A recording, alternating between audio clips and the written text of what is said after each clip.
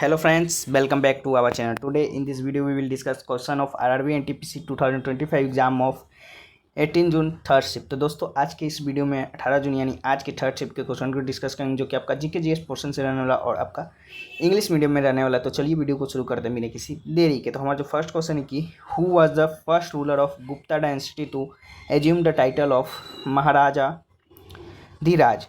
महाराजा धीराज की उपाधि धारण करने वाला गुप्त वंश का प्रथम शासक जो कि कौन था? तो चंद्रगुप्त प्रथम यानी चंद्रगुप्त फर्स्ट, जो कि आपका राइट आंसर हो जाएगा। Chandragupta first was the first ruler of the Gupta dynasty to assume the title of Maharaja Dhiraj. Chandragupta first was the son of the Gupta king Ghatotkacha and grandson of Gupta dynasty founder.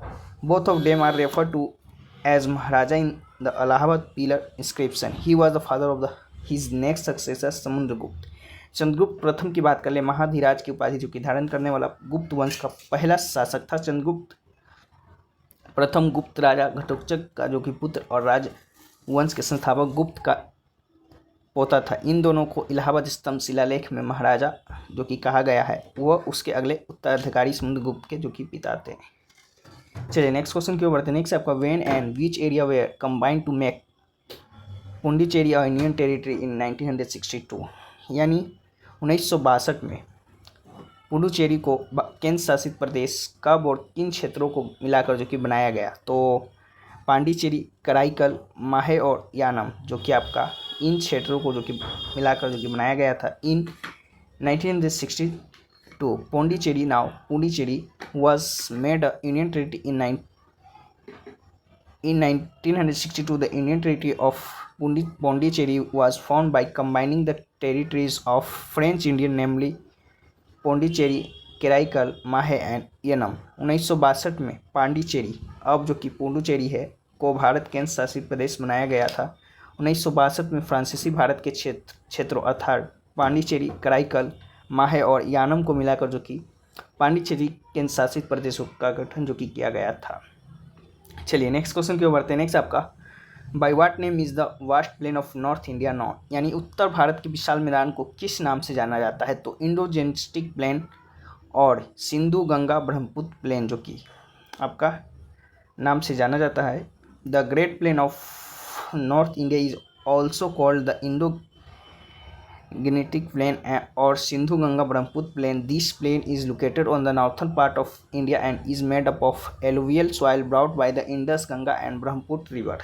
Sindhu Ganga मैदान या सिंधु गंगा ब्रह्मपुत्र का मैदान जो कि आपका कहा जाता है उत्तर भारत के विशाल मैदान को सिंधु गंगा का मैदान या सिंधु गंगा ब्रह्मपुत्र का मैदान जो कि मैदान भी कहा जाता है। यह मैदान भारत के उत्तरी भाग में स्थित और सिंधु गंगा ब्रह्मपुत्र नदियों द्वारा लाई गई जलोढ़ मिट्टी से बना है।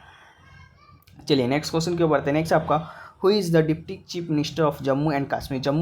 जम्मू और कश्मीर के उप मुख्यमंत्री कौन है? तो सुरेंद्र कुमार चौधरी जो कि आपका है, तो राइट आंसर हो जाएगा। Surendra Kumar Chaudhary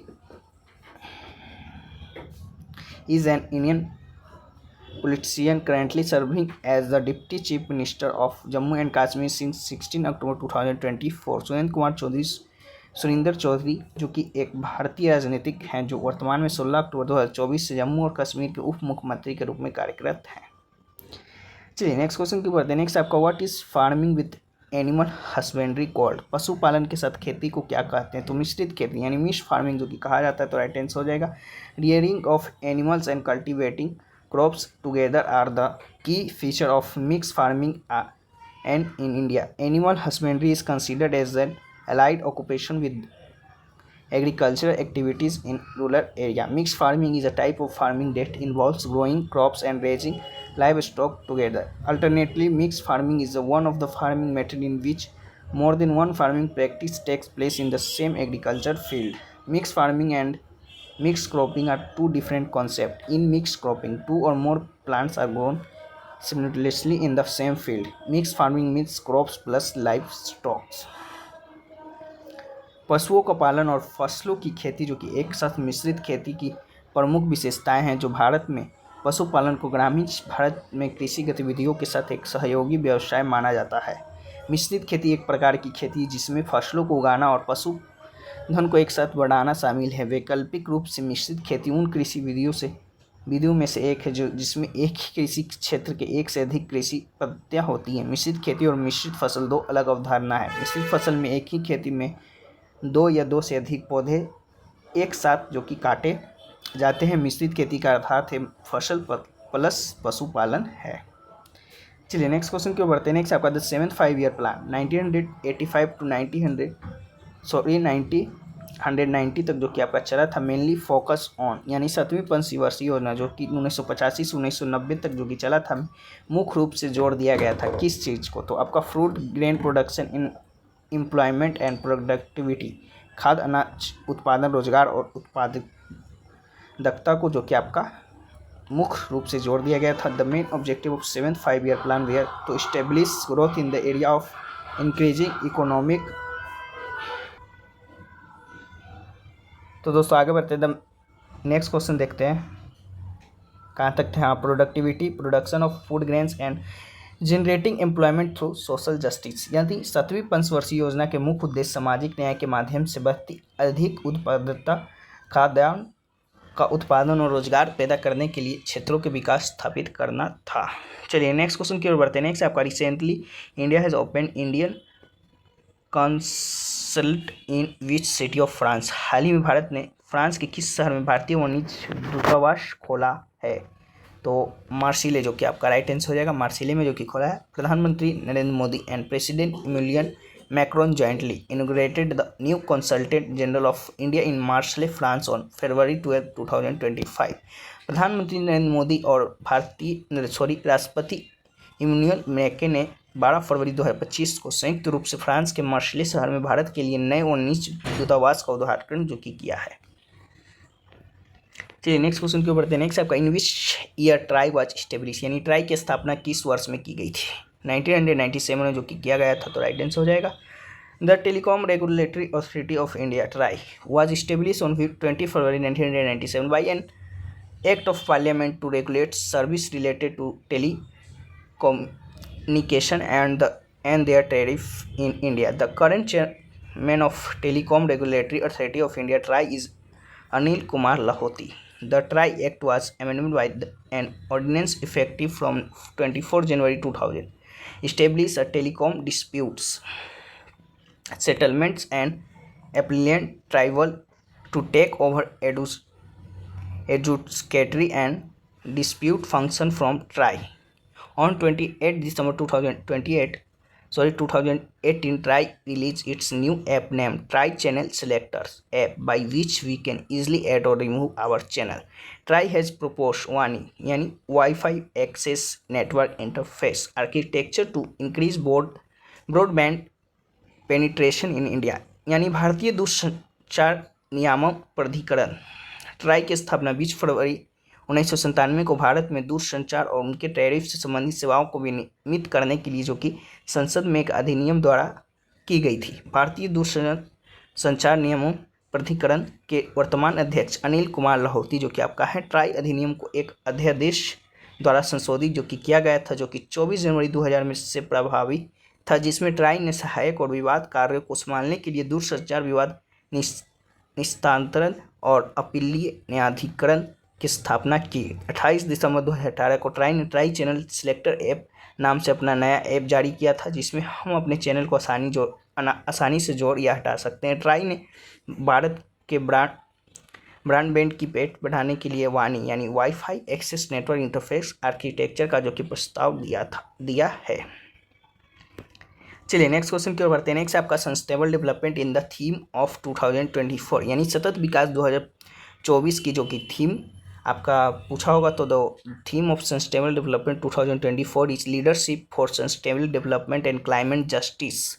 the theme recognise the complex and the interconnected nature of the challenges in achieving the sustainable development goals and underlines the important role of community in building a sustainable future for all. सतत विकास 2024 की theme की बात करें, सतत विकास और जलवायु न्याय के लिए नेतृत्व है। यह थीम सतत विकास लक्ष्यों को प्राप्त करने में चुनौतियों की जटिल और परस्पर जुड़ी प्रकृति को पहचानती है और सभी के लिए एक स्थायी भविष्य बनाने में महत्वपूर्ण भूमिका को रेखांकित करती है। चलिए नेक्स्ट क्वेश्चन की ओर बढ़ते हैं। नेक्स्ट आपका where was the 29th united nation climate change conference to यानी COP29 हेल्थ। तो 29वां संयुक्त राष्ट्र जलवायु परिवर्तन सम्मेलन की बात कर ले, COP29 कहाँ हुआ था? तो the name of climate change conference held in Baku Azerbaijan was the 29th United Nations Climate Change Conference. This conference was held in Baku from 11 to 22 नवंबर 2024। यानी अजरबैजान में बाकू में हुआ जलवायु परिवर्तन सम्मेलन का नाम 29वां संयुक्त राष्ट्र जलवायु परिवर्तन सम्मेलन था। यह सम्मेलन 11 से 22 नवंबर 2024 तक जो कि बाकू में आयोजित हुआ था। तो अजरबैजान जो कि आपका राइट आंसर हो जाएगा। चलिए नेक्स्ट क्वेश्चन के बढ़ते हैं। नेक्स्ट है what was the theme of the 19th world Sanskrit conference, यानी 19वें विश्व संस्कृत सम्मेलन की थीम क्या थी? The theme of 19th world Sanskrit conference was world Sanskrit conference which was held in Kathmandu Nepal on June 26 to 30 2025। This conference brings together scholars, researchers and enthusiasts in Sanskrit language, literature, philosophy and related fields। 19वें विश्व संस्कृत सम्मेलन की theme जो कि विश्व संस्कृत सम्मेलन ही था, जो 26 से 30 जून 2025 को काठमांडू नेपाल में आयोजित किया गया था। यह सम्मेलन संस्कृत भाषा, साहित्य, दर्शन और संबंधित क्षेत्रों में विद्वानों, शोधकर्ताओं और उत्साही लोगों को एक साथ लाता है। चलिए नेक्स्ट क्वेश्चन की ओर बढ़ते हैं। नेक्स्ट आपका in which direction does the rainfall in India during winter change due to jet stream, यानी सर्दियों में भारत में होने वाली वर्षा जेट स्ट्रीम के कारण किस दिशा में परिवर्तित होती है? तो वाटर रेनफॉल की बात कर ले, also known as western disturbance entire India from the north west direction due to the jet stream. The jet stream which is a narrow stream of strong winds moves from west to east but its position change according to the season. In winter, the polar jet stream shifts southwards, bringing western disturbance towards India. These disturbances arise from the Mediterranean Sea and entire India from the northwest direction, causing winter rainfall। यानी सर्दियों में होने वाली वर्षा जिसे पश्चिमी विक्षोभ की कहा जाता है, जेट स्ट्रीम के कारण उत्तर पश्चिमी दिशा से भारत में प्रवेश करती है। जेट स्ट्रीम जो कि तेज हवाओं की एक संकीर्ण धारा है, पश्चिम से पूरब की ओर चलती है, लेकिन मौसम के अनुसार अपनी स्थिति बदलती रहती है। सर्दियों में ध्रुवीय जेट स्ट्रीम दक्षिण की ओर खिसक जाती है, जिसमें पश्चिमी विक्षोभ भारत की ओर आते हैं। ये विक्षोभ भूमध्य सागर से उठते हैं और उत्तर पश्चिमी दिशा से भारत में प्रवेश करते हैं, जिससे सर्दियों में वर्षा होती है। चलिए नेक्स्ट क्वेश्चन की बात है। नेक्स्ट आपका what was the role of Nana Saheb during the revolt of 1857, यानी 1857 की क्रांति में के दौरान नाना साहब की भूमिका जो कि क्या थी? तो he united the king of Barrackpore, Lucknow and Kanpur and led the revolt, यानी उन्होंने बैरकपुर, लखनऊ और कानपुर के राजाओं को जो कि एकजुट कर विद्रोह का नेतृत्व जो कि किया था। In the 1857 revolution Nana Sahib played a important role in bringing together the king of Barrackpore, Lucknow and Kanpur. He led the revolt in this area and inspire the king to unite against the British rule. चलिए next question की ओर बढ़ते हैं। Next आपका who is the author of sunlight on the broken column, यानी sunlight on a broken column के लेखक कौन है? तो नोवेल बाय अतिया हुसैन।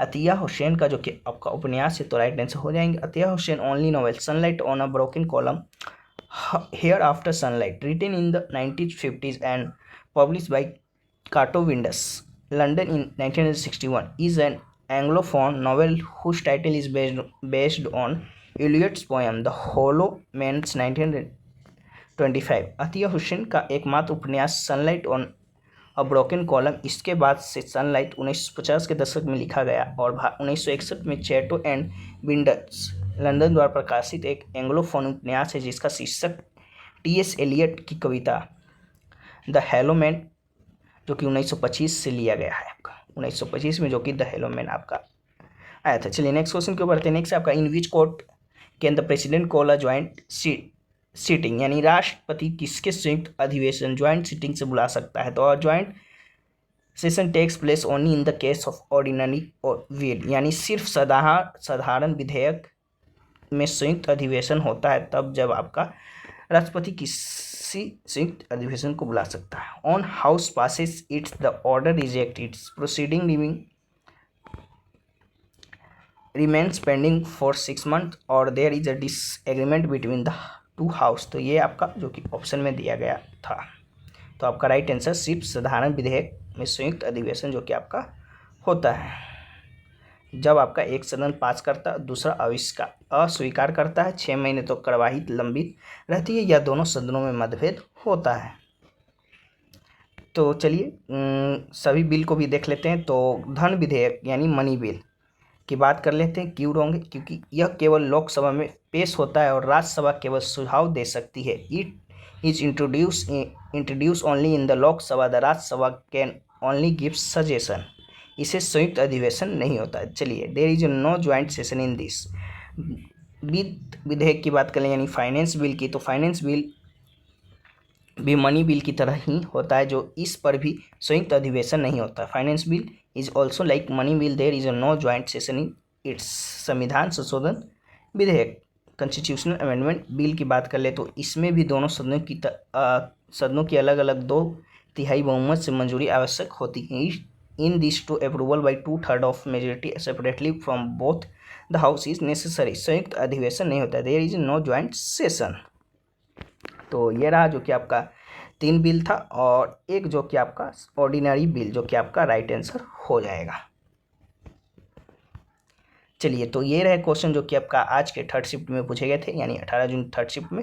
इसका जो कि पीडीएफ है आपको टेलीग्राम चैनल पे मिल जाएगा, तो वहाँ पे ज्वाइन होकर आप लोग टेलीग्राम चैनल से भी पढ़ सकते हैं।